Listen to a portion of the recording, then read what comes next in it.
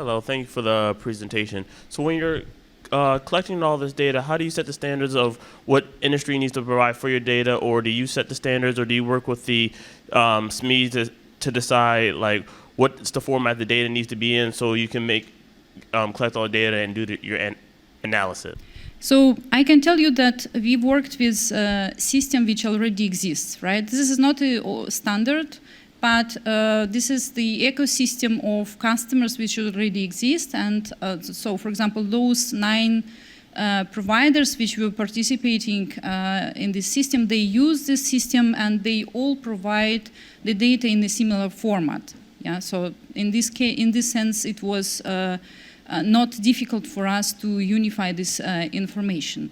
But information which we use in analysis, it integrates such metrics such as, for example, if jailbreak is detected, then you have like a vector of bit mask. You set bit mask like in a respective place. You set it 1 instead of 0, and there could be many different indicators of jailbreak. So you may have many, many positions in this mask.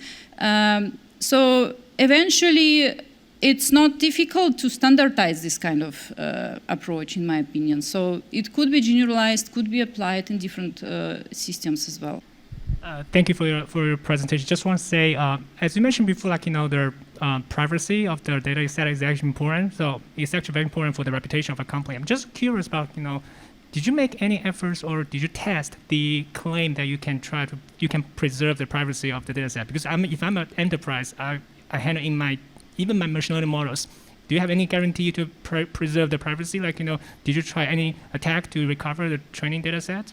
So this work is orthogonal to attacks on machine learning itself, right? So we assume that machine learning is, secure privacy preserving, but of course you can combine it with all techniques which we hear in this session and other sessions.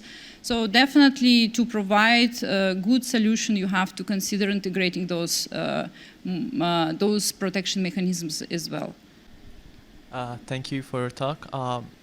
If you go back to the part that you measured the federated model that you get compared to the local model, you presented that both get 100% F1 score, right? This one? Yes. So how did you actually measure the local model and the federated model? So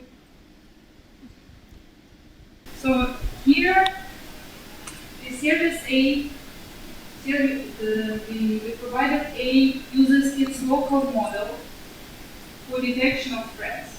And because it was trained on data collected by service A, not surprisingly, it performs very good, right?